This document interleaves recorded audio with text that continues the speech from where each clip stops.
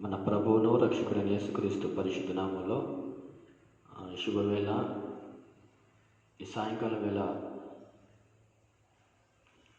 మనందరం కలిసి దేవుని వాక్యాన్ని ధ్యానం చేయడానికి దేవుడు ఇచ్చిన గొప్ప భాగ్యాన్ని బట్టి ప్రభు నామాన్ని ఘనపరుస్తున్నాను. వాక్యాన్ని వింటున్న మీ అందరికీ ప్రభు యేసుక్రీస్తు నామంలో శుభాభివందనాలు చేస్తున్నాను. గడిచిన కొన్ని వారాలుగా మనం సియోను గురించి ధ్యానం చేస్తూ వస్తున్నాం. ఒక క్లుప్తమైన సందేశాన్ని ఈరోజు మరొకసారి మీ ముందు తీసుకురావాలని ఆశిస్తూ ఉన్నాను. కాబట్టి మీరు కూడా ఆసక్తితో ఈ దేవుని వాక్యాన్ని వినాలని ప్రభుపేట మీ అందరికీ మనవి చేస్తూ ఉన్నాను. దేవుని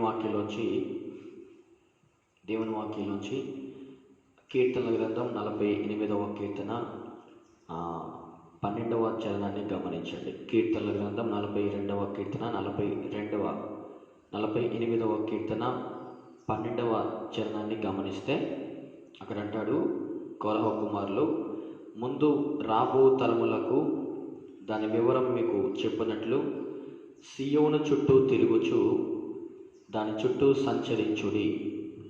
గమనించిన వాక్యాన్ని కోరహ కుమారులు ఇస్తున్న విషయం ఏంటంటే, సియోను చుట్టూ తిరుగుచు. పరిశుద్ధాత్మ దేవుడు కోరహ కుమారుల ద్వారా రాయించిన ఒక ప్రత్యేకమైన విషయం ఏంటంటే, సియోను చుట్టూ తిరగాలి. లోకంలో చాలామంది ఉద్యోగాలు చేస్తూ ఉంటారు. ఉద్యోగాలు చేసేవాళ్ళు వాళ్ళ ఉద్యోగాల ఆఫీసుల చుట్టూ తిరుగుతూ ఉంటారు. కంపెనీల చుట్టూ తిరుగుతూ ఉంటారు. వ్యాపారాలు చేసేవాళ్ళు వ్యాపారాల చుట్టూ తిరుగుతూ ఉంటారు. అంటే కూలి పనులు చేసుకునే వాళ్ళు తరచుగా కూలి పనుల చుట్టూ తిరుగుతూ ఉంటారు. ఒక ఇల్లు కడుతున్నప్పుడు ఒక వ్యక్తి ఆ ఇల్లు పూర్తయ్యేంత వరకు ఆ ఇంటి చుట్టూ తిరుగుతూ ఉంటాడు. ఇలా మనం కూడా ఆత్మీయంగా మనం నేర్చుకోవాల్సిన పాఠం ఏంటంటే, మనం కూడా ఈ మందిరం అనే సియోను చుట్టూ తిరుగుతూ ఉండాలి. సియోను చుట్టూ తిరుగుతూ ఉన్నప్పుడే ఆ పరిశుద్ధాత్మ దేవుడు చూస్తూ ఉంటాడు. నా బిడ్డ నన్ను చేరుకోవడానికి అదిగో భూలోకంలో ఉన్న పరిశుద్ధ స్థలం చుట్టూ తిరుగుతూ ఉంది, కాబట్టి నేను ఖచ్చితంగా పరిశుద్ధ మేఘం ఎక్కించుకొని పరలోకం తీసుకెళ్తాను అని దేవుడు ఆశిస్తూ ఉంటాడు. చాలామంది ఈ లోకంలో క్రైస్తవులుగా పిలువబడుతున్న వాళ్ళు ఉన్నారు, కానీ సియోను చుట్టూ తిరుగుదామన్న ఆశ వాళ్ళకి కలగడం లేదు. సియోను కోరుకోవడం లేదు. సియోను చుట్టూ తిరుగుదామన్న ఆశ వాళ్ళ జీవితంలో కలగడం లేదు. దేనికో పరిగెడుతూ ఉంటారు. కాలేజీకి వెళ్ళే వాళ్ళు కాలేజీ చుట్టూ తిరుగుతూ ఉంటారు. స్కూల్కి వెళ్ళే వాళ్ళు తరచుగా స్కూల్ చుట్టూ తిరుగుతూ ఉంటారు. తిరగడం అంటే దాని చుట్టూ తిరగడం కాదు, కానీ స్కూల్కి రోజు వెళ్ళడం, కాలేజీకి రోజుకు వెళ్ళడం, ఆఫీస్కి రోజు వెళ్ళడం, వ్యాపారానికి రోజు వెళ్ళడం.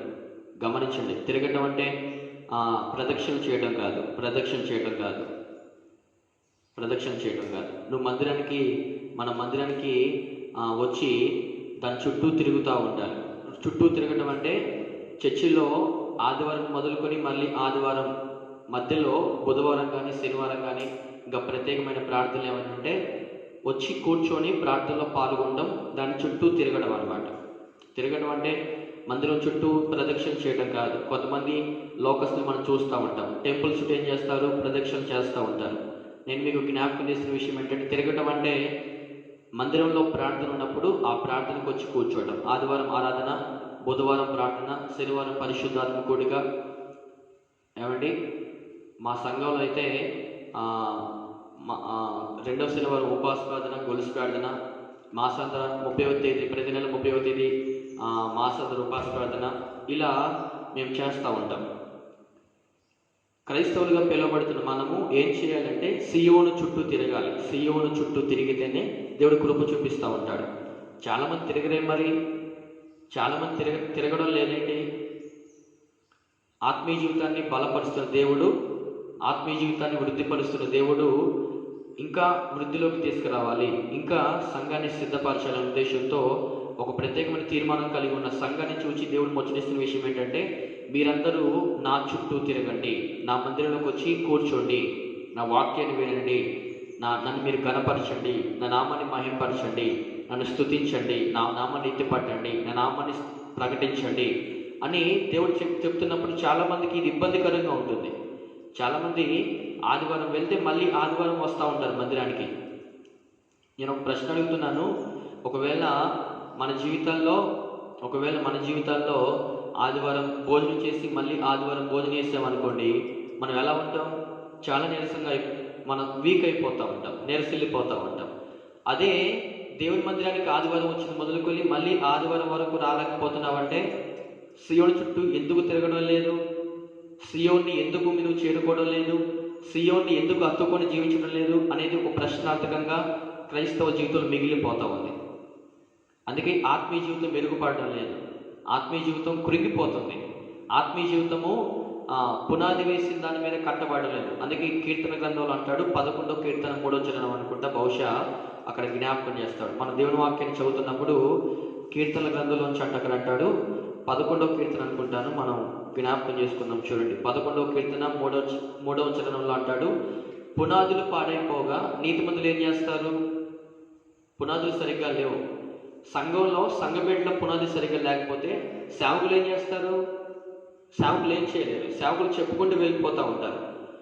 అపోస్తులు, బోధకులు, ప్రవక్తలు, సువార్థికులు, ఉపదేశకులు సంఘం నడిపిస్తూ ఉంటారే, వీళ్ళు సంఘాన్ని వాళ్ళు సిద్ధపరుస్తూ ఉంటారు. కానీ సిద్ధపరుస్తున్న సేవకులు సంఘాన్ని సిద్ధపరుస్తూ ఉంటారు. వాక్యం చెప్పి ఉపవాస ప్రార్థనలో, సంఘ ప్రార్థనలు, కన్నీటి ప్రార్థన, ఒంటరి ప్రార్థన, ఇలాంటి ప్రార్థనల ద్వారా, బోధన ద్వారా, సేవకులు తెలియపరుస్తున్న బోధన ద్వారా సంఘాన్ని దేవుడు రాకడ సిద్ధపరుస్తున్న ఈ సేవకులు దేవుడు రాకడ సిద్ధపడండి అమ్మా, వాక్యాన్ని వినండి, వాక్యం మీద కట్టబడండి అని చెప్తున్నప్పుడు వాళ్ళు పునాది సరిగ్గా వేసుకోవట్లేదు. సంఘస్థులు అనే వాళ్ళు, క్రైస్తవులను పడుతున్న వాళ్ళు పునాది సరిగ్గా లేకపోవడం బట్టి పునాది కూలిపోతుంది. ఆత్మీయ జీవితం అనే పునాది కూలిపోతూ ఉంది. ఇప్పుడు నీతిమంతులు ఏం చేస్తారు? సేవకులు ఏం చేస్తారు? ఏం చేయలేరు. కాబట్టి నేను మీకు జ్ఞాపకం చేసిన విషయం ఏంటంటే, నీ పునాది ఎలా ఉంది? సియోను చుట్టూ తిరుగుతున్నావు కదా, సియోను చుట్టూ తిరుగుతున్న నీవు నీ పునాది సరిగ్గా ఉండలేదా? అసలు సియోను చుట్టూ తిరుగుతున్న నీవు నీ పునాది సరిగ్గా వేసుకున్నావా? పునాది సరిగ్గా వేసుకొని తిరుగుతున్నావా? పునాది సరిగ్గా లేకుండా తిరుగుతున్నావా? పునాది సరిగ్గా ఉండాలి. పునాది విశ్వాసం అనే పునాది నీకు స్థిరంగా ఉండాలి. విశ్వాసం అనే పునాది సరిగ్గా లేకపోతే నువ్వు సియోను చుట్టూ తిరిగిన ఉపయోగం లేదు. నా దేవుడు వస్తాడు, నేను సిద్ధపడాలి, దేవుడు అక్కడికి సిద్ధపడి పరలోక మేఘం ఎక్కాలి అని ఒక సిద్ధపాటు, విశ్వాసం నీకు ఉండాలి. అప్పుడు సియోను చుట్టూ తిరుగుతూ ఉంటే నీకు ఆత్మీయ జీవితం మెరుగుపడుతూ ఉంటుంది. ఈ సాయంకాలం వేళ పరిశుద్ధాత్మ దేవుడు మిమ్మల్ని దర్శిస్తున్న వేళ ఒకసారి ఆలోచించి మీ జీవితాన్ని కట్టుకోండి, మీ ఆత్మీయ జీవితాన్ని కట్టుకోండి. సియోను చుట్టూ ఎందుకు తిరగలేకపోతున్నాం? సియోను చుట్టూ ఎందుకు తిరగలేకపోతున్నాం? సియోన్ ఎందుకు జ్ఞాపకం చేసుకోలేకపోతున్నాం? సియోన్ ఎందుకు అత్తుకోలేకపోతున్నాం? అంటే పునాది సరిగ్గా లేదు. పునాది సరిగ్గా లేకపోవడం బట్టి ఆత్మీయ జీవితం కృంగిపోతుంది. పునాది లేని ఇంటికి పునాది ఉన్న ఇంటికి తేడా ఉంటుంది కదా. ఇసుక మీద కట్టబడిన ఇంటికి, బండ మీద కట్టబడిన ఇంటికి తేడా ఉన్నట్లుగానే పునాది లేని, విశ్వాసం లేని జీవితానికి, విశ్వాసం గల జీవితానికి చాలా వ్యత్యాసం ఉంటుంది. ఈరోజు నువ్వు నీ జీవితాన్ని ఎలా కట్టుకోవాలంటే, విశ్వాసం అనే పునాది మీద, విశ్వాసం అనే బండ మీద, విశ్వాసం బండ అనే పునాది మీద నువ్వు నీ జీవితాన్ని కట్టుకున్నప్పుడు దేవుడు కృప చూపిస్తూ ఉంటాడు. సియోను చుట్టూ తరచుగా తిరుగుతూ ఉండాలి. బుధవారం కానీ, శనివారం కానీ, ఆదివారం కానీ, మందిరంలో జరుగుతున్న ఉపవాస ప్రార్థనలు ఏదైనా సరే, సభలు జరుగుతున్నప్పుడు, సువార్త జరుగుతున్నప్పుడు, టీవీలో వాక్యం వస్తుంది, ఇంకా సభలు దేవుని వాక్యం విస్తారంగా ప్రకటించబడుతూ ఉంది. ఆ విస్తారంగా సువార్త ప్రకటించబడుతున్నప్పుడు సభలు జరుగుతూ ఉన్నాయి, సువార్త ప్రకటించబడుతూ ఉంది. అప్పుడు నువ్వేం చేయాలి? శివుడి చుట్టూ తిరగాలి. దేవుని వాక్యాన్ని ప్రేమిస్తున్నప్పుడు దేవుడు జ్ఞాపకం చేస్తాడు, నీ జీవితాన్ని చూస్తూ ఉంటాడు. నా బిడ్డ నన్ను వెతకడానికి మనస్ఫూర్తిగా మందిరానికి వస్తుంది, మనస్ఫూర్తిగా సభలకు వెళ్తుంది, మనస్ఫూర్తిగా నన్ను గణపరుస్తుంది అని దేవుడు మెచ్చుకుంటాడు. ఒక దిన నేను మెచ్చుకొని వాళ్ళ నమ్మకమైన మంచి దాసుడు మెచ్చుకొని కృప చూపిస్తూ ఉంటాడు. నేనేమంటానంటే సియోను ఒకవేళ మర్చిపోతే పరిస్థితి ఏంటి? సియోనును ఒకవేళ నువ్వు మర్చిపోతే పరిస్థితి ఏంటి? దేవుడు మాట్లాడుతున్నాడు, జాగ్రత్త. సియోను మర్చిపోతే పరిస్థితి వేరేలా ఉంటుంది. నేను ఒక రెండు విషయాలు చెప్పి ముగిస్తాను, జాగ్రత్తగా వాక్యాన్ని గమనించండి. సియోను మర్చిపోయిన వాళ్ళని దేవుడు ఏం చేస్తాడు? సియోను చుట్టూ తిరుగుతున్న వాళ్ళని దేవుడు ఏం చేస్తాడు? జాగ్రత్తగా వాక్యాన్ని గమనించి జ్ఞాపకం చేస్తాడు. సియోనును మర్చిపోయిన వాళ్ళ గతి ఎలా ఉంటుంది? సియోను చుట్టూ తిరుగుతున్న వాళ్ళ గతి జీవితం ఎలా ఉంటుంది? సియోను చుట్టూ తిరిగే వాళ్ళ జీవితం ఎలా ఉంటుంది? సియోను చుట్టూ తిరగని వాళ్ళ జీవితం ఎలా ఉంటుందని జ్ఞాపకం చేస్తున్నప్పుడు కీర్తనల గ్రంథం 50వ కీర్తన 22వ చరణాన్ని గమనిస్తున్నప్పుడు అక్కడ మాట్లాడతాడు. ఒకసారి గమనించండి. కీర్తనల గ్రంథం 50వ కీర్తన 22వ చరణం.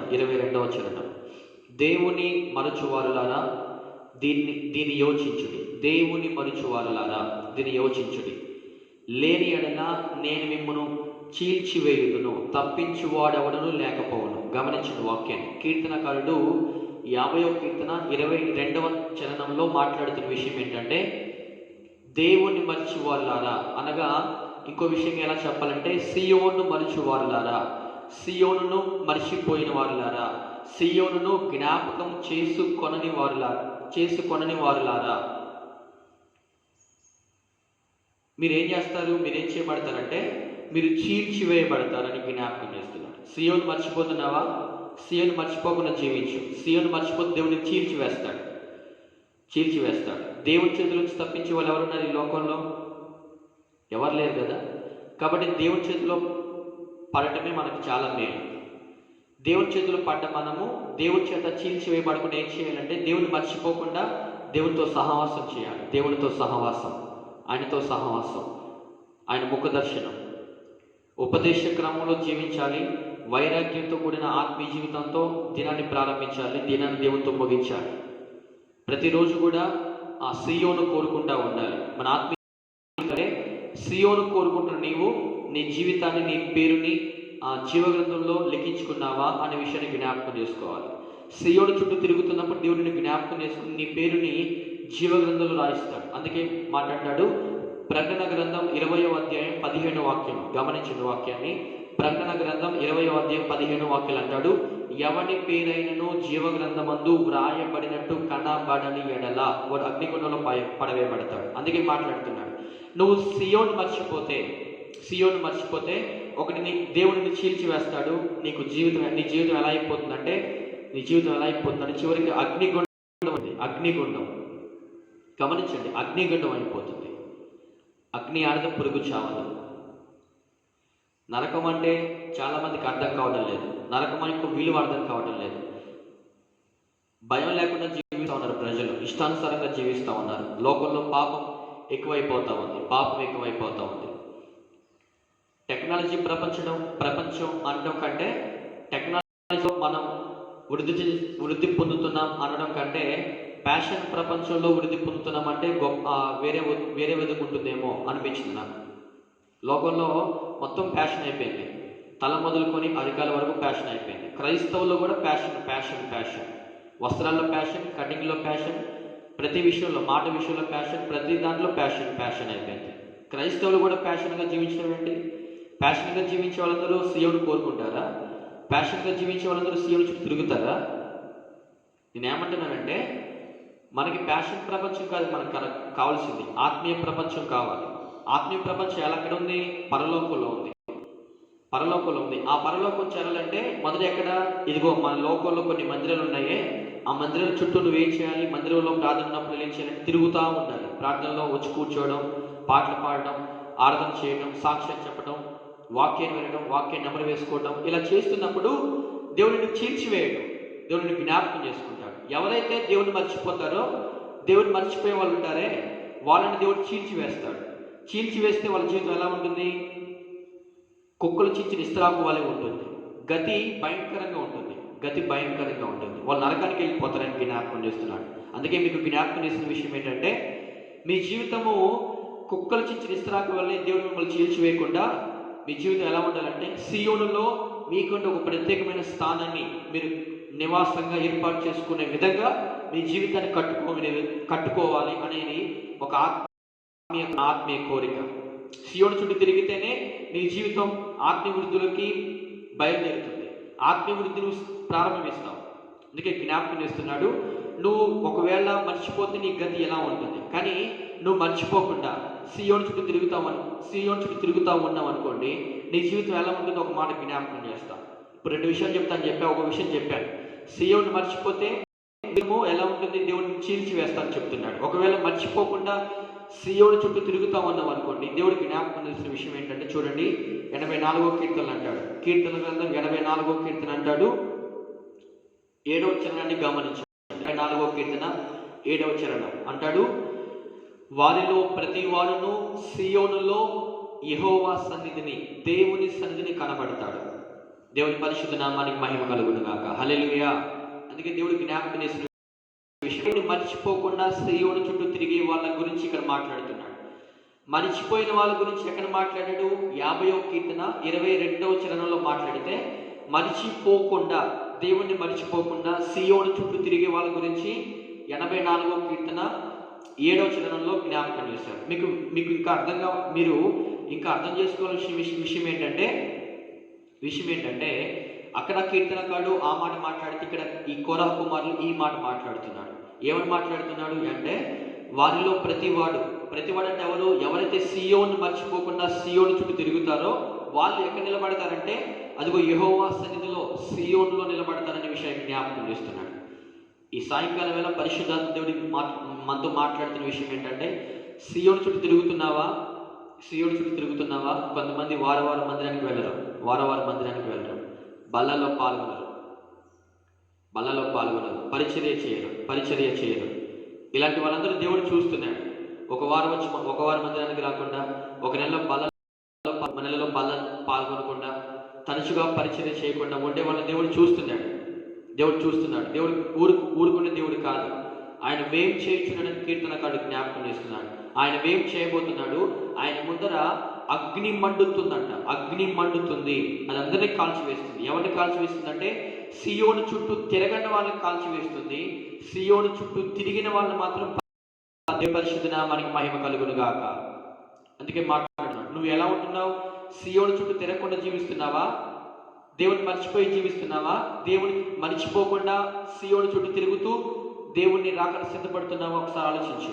క్రైస్తవులు ఎలా అయిపోయారంటే, ఇప్పటికీ క్రైస్తవులుగా 10 సంవత్సరాలు, 15 సంవత్సరాలు, 20 సంవత్సరాల మందిరానికి వస్తున్న వాళ్ళకి ఇంకా అర్థం కాని విషయం ఏంటంటే, ఇంకా ఆశీర్వాదము, సమాధానము, ఐక్యత, ఆరోగ్యం కావాలనుకుంటున్నారు. కానీ మందిరానికి వెళ్ళాలి, ఆత్మీయంగా ఎదగాలి, వాక్యాన్ని అర్థం చేసుకోవాలి, వాక్యాన్ని గ్రహించాలి, రాకడ సిద్ధపడాలి, పరిశుద్ధ మేఘం ఎక్కాలి అన్న ఆలోచన లేదు క్రైస్తవులకి ఆలోచన లేదు. ఎప్పుడూ ఆశీర్వాదం, ఇల్లు కట్టుకుందామా, ఆస్తులు సంపాదించుకుందామా, కూడబెట్టుకుందామా, వెనకేసుకుందామా, పెళ్ళిళ్ళు చేద్దామా, పిల్లలకు అందామా, ఇదే ఆలోచన. కానీ దేవుడు రాకడ వస్తుందంట కదా, క్రైస్తవులు సేవకులు చెప్తున్నారు, ఉపదేశకులు చెప్తున్నారు, ప్రవక్తలు చెప్తున్నారు, అపోస్తలు చెప్తున్నారు, టీవీలో వాక్యం ప్రకటించబడుతుంది, సువార్త సభల్లో వాక్యాన్ని అందిస్తున్నారు, తరచుగా మందిరాల్లో ఉపాసనాలు జరుగుతున్నాయి. మందిరానికి వెళ్ళి, సభలకు వెళ్ళి వాక్యం చదువుకుంటూ దేవుడు రాకడ సిద్ధపడుతున్న ఆలోచనే క్రైస్తవులకు లేకుండా పోయింది. ఎందుకంటే మర్చిపోతున్నారు. దేన్ని మర్చిపోతున్నారు? సియోను చుట్టూ తిరగడం మర్చిపోతున్నారు. అన్నం తింటం మర్చిపోరు. ఫోన్ చూడటం మర్చిపోరు. ఆఫీస్కి వెళ్ళడం మర్చిపోరు. హోంవర్క్ చేసుకోవడం మర్చిపోరు. ఆఫీస్ వర్క్ ఉంటే చేసుకోవడం మర్చిపోరు. వ్యాపారంలో లాభాలు వచ్చినా నష్టాలు వచ్చినా అది మర్చిపోరు. కానీ వాక్యం మర్చిపోతున్నారు, దేవుని మర్చిపోతున్నారు. అందుకే క్రైస్తవ జీవితం నానాటికి బలాభివృద్ధి చెందాల్సింది పోయి నానాటికి దిగజారిపోతుంది. అందుకే దేవుడు బాధపడుతున్నాడు, చీల్చి వేస్తా అంటున్నాడు. జాగ్రత్త, చీల్చి వేయబడతావా దేవుని చేతిలో, లేకపోతే కుడి పక్కన కూర్చొని బల నమ్మకమైన మంచి దాసుడా అని సింహాసనం మీద కూర్చుంటావా? నీ చేతిలో ఉంది. నేను ముగిస్తున్నాను. ఈ క్లుప్త సందేశం ద్వారా దేవుడు మనతో మాట్లాడుతున్న విషయం ఏంటంటే, ఈ క్లుప్త సందేశం ద్వారా పరిశుద్ధాత్మ దేవుడు మనకు దర్శిస్తున్న విషయం ఏంటంటే, ఒక్కటే గుర్తుపెట్టుకో. సియోను చుట్టూ తిరుగుతూ మందిరంలో చేరి ఆయన నామాన్ని కనపరిస్తే దేవుడిని జ్ఞాపకం చేసుకుని జీవగ్రంథులు నీ పేరు తుడిచిపెట్టకుండా నిన్ను పరలోకం మేఘం ఎక్కించుకొని పరలోకం తీసుకెళ్తాడు. ఒకవేళ సియోను చుట్టూ తిరగకుండా ఇష్టానుసారంగా జీవిస్తావా? నా ఇష్టం వచ్చినప్పుడు వెళ్తాను, ఇష్టం వచ్చినప్పుడు ఉపవాసం ఉంటాను, ఇష్టం వచ్చినప్పుడు దశభాగం ఇస్తాను, ఇష్టం వచ్చినప్పుడు ప్రార్థన చేస్తాను, ఇష్టం వచ్చినప్పుడు బైబిల్ చదువుతాను అంటావా? చీల్చివేస్తాడు. నీ చేతిలో ఉన్నాయి. ఏది కావాలనుకుంటావు? చీల్చివేయబడతావా దేవుని చేతిలో? లేదా అదే చేతితో నిన్ను పట్టుకొని పరిశుద్ధ మేఘం ఎక్కించడానికి దేవుడు సిద్ధంగా ఉన్నాడు. ఏది కోరుకున్నావు నీ చేతిలో ఉంది. కాబట్టి నేను ముగిస్తున్నాను. ప్రభు చిత్తమైతే ప్రభు రాక సమీపంగా ఉంది. ఇలాంటి సందేశాలు నేను మాత్రమే కాదు, నాలాంటి యవనస్తులు కావచ్చు, నాకంటే పెద్ద అపోస్తులు కావచ్చు, బోధకులు కావచ్చు, చాలా మంది వాక్యాలు చెప్తా ఉన్నారు. రాకడ సందేశాలుగా మీరు దీన్ని జ్ఞాపకం చేసుకోండి. రాకడ సందేశాలుగా మీరు అధ్యయనం చేయండి. రాకడ సందేశాలు చాలా ప్రాముఖ్యమైనవి. ఇప్పుడు మనకు కావాల్సింది ఆశీర్వాదం కాదు, అంతస్తులు కట్టుకోవడం కాదు. దేవుడు రాక ఏ విధంగా సిద్ధపడాలి, దేవుడు రాక వస్తే ఏ విధంగా ఎత్తబడాలి, అందుకు తగ్గ సిద్ధపాటు మనలో ఉందా, అందుకు తగ్గ ఆత్మీయ జీవితం మనలో ఉందా, అందుకు తగ్గ యోగ్యత మనలో ఉందా, అందుకు తగ్గ పరిశుద్ధమైన జీవితం మనలో ఉందా, అందుకు తగ్గ అర్హత మనకుందా అనే ఆలోచన మీకు కలిగి ఉండాలి. కానీ వేరే ఆలోచనలు, లోక సంబంధమైన ఆలోచనలు మీకు వద్దు. ఆత్మ సంబంధమైన ఆలోచనలు కలిగి వణుకుతూ ప్రభు రాక సిద్ధపడాలి. అటువంటి కృప దేవుడు మనకు దయచేయాలని ప్రార్థన చేద్దాం. దేవుడి కొద్ది మాటలు దీవించును గాక. ఆమేన్. ప్రార్థన చేద్దాం. మీరున్న స్థలాల్లో కళ్ళు మూసుకోండి. నేను మీ కొరకు ప్రార్థన చేస్తాను. దేవుడి కృప చూపించబోతున్నాడు. స్తోత్రం, స్తోత్రం, స్తోత్రం, స్తోత్రం, స్తోత్రం, స్తోత్రం, స్తోత్రం, స్తోత్రం, స్తోత్రం, స్తోత్రం. సౌందర్య సీయోనులో నీ మనోహరమైన ముఖము దర్శింతును. సౌందర్య సీయోనులో నీ మనోహరమైన ముఖము దర్శింతును. నీతోనేనా నివాసము, నిత్యము ఆనందమే. నీతోనేనా నివాసము, నిత్యము ఆనందమే. సియోనులో స్థిరమైన పునాది నీవు, సియోనులో స్థిరమైన పునాది నీవు. నీ మీదే నా జీవితము అమర్చున్నావు. నీ మీదే నా జీవితము అమర్చుచున్నావు. సియోనులో స్థిరమైన పునాది నీవు. మమ్మల్ని మిగిలిగా ప్రేమించి మా ప్రియ పరలోక తండ్రి స్తోత్రాలైనా ఇంతవరకు మీరు మాతో మాట్లాడుతూ వచ్చిన ప్రతి మాట కొరకు వందనాలు తెలియజేసుకుంటున్నాం. విత్తబడిన వాక్యం నీరు కట్టి ఫలింప దయచేయండి. కీర్తనకారుడు ప్రభా 48వ కీర్తన 12వ వచనంలో జ్ఞాపకం చేశారు, సియోను చుట్టూ తిరగండి అని చెప్పారు. అవును తండ్రి, 2 విషయాలు మేము నేర్చుకున్నాం ప్రభా. సియోను చుట్టూ తిరిగితే ఏం జరుగుతుందో, తిరగకపోతే ఏం జరుగుతుందో మీరు మాకు నేర్పిస్తూ వచ్చారు. మొదటిగా ప్రభా తిరగకపోతే ఒక విషయం నేర్చుకున్నాం ప్రభా. 50వ కీర్తన 22వ వచనంలో మీరు జ్ఞాపకం చేశారు, దేవుడి వారులారా దీన్ని యోచించండి, లేని ఎడల ఆయన మిమ్మల్ని చీల్చి వేస్తానని చెప్పారు. అవును తండ్రి, మిమ్మల్ని మర్చిపోకుండా సియోను చుట్టూ తిరిగే కృప దయచేయండి ఆయన. మీ ద్వారా మేము చీల్చివేయబడకుండా నీ ద్వారా మేము కృప పొందుకొని మేము నీ చేత సియోను కృప మా అందరికి దయచేయండి ఆయన. రెండో విషయంగా ప్రభా, సియోను చుట్టూ తిరిగితే మీరు జ్ఞాపకం చేశారు, వారు నానాటికి బలాభివృద్ధి పొందుచు సియోనులో దేవుని సన్నిధిని కనపడతారు. అవును తండ్రి, పరలోకంలో మీ సన్నిధి ఉంది ప్రభా. మీ సన్నిధులు, మీ పరలోకంలో మీ సన్నిధులు మేము కనపడే కృప మాకు కలగాలంటే సియోను చుట్టూ తిరిగే భాగ్యం మా అందరికీ దయచేయండి. వెత్తబడిన వాక్యం నిరుకటి ఫలం దయచేయండి. ఈ వాక్యం ఎవరైతే విన్నారో ప్రభావ వాళ్ళ జీవితాల్లో నిరుకటి వాక్యాన్ని ఫలం దయచేయండి. ఎవరైతే ప్రభావ ఇష్టానుసారంగా జీవిస్తున్నారో, లోక సంబంధంగా జీవిస్తున్నారో, క్రమంగా జీవించట్లేదో, అక్రమంగా జీవిస్తున్నారో వాళ్ళు మీరు దర్శించి వాళ్ళతో మీరు మాట్లాడి నీ చేత చీల్చివేయబడకుండా, నీ చేత పట్టబడి నీ చేత చీల్చివేయబడకుండా నీ చేయి పట్టుకొని నీ ద్వారా మేము పరిశుద్ధ మేఘడానికి మా కృప దయచేయమని, అందుకు కావాల్సిన యోగ్యత అర్హత మా కను గురించి రాక మమ్మల్ని సిద్ధపరిచి ఘనత మహిమ ప్రభావాలు పొందుతుంది. నీ రాక స్థితి మరలా చేరే పర్యంతం నీ కృపని సన్నిధిని కటాక్షని మాతో ఉంచి ఘనత మహిమ ప్రభావాలు పొందుకోమని మీరే ముందు నడిపిస్తూ ఘనత తెచ్చుకొని మహిమ పొందమని యేసుక్రీస్తు పరిశుద్ధ నామములో ప్రార్థిస్తున్నాం తండ్రి. ఆమేన్. యేసు రక్తమే చేయ ప్రవేశు రక్తమే చేయ ప్రవేశ క్రీస్తు నామనికి సంపూర్ణ విజయం కలుగును గాక. ఆమేన్. Praise the lord.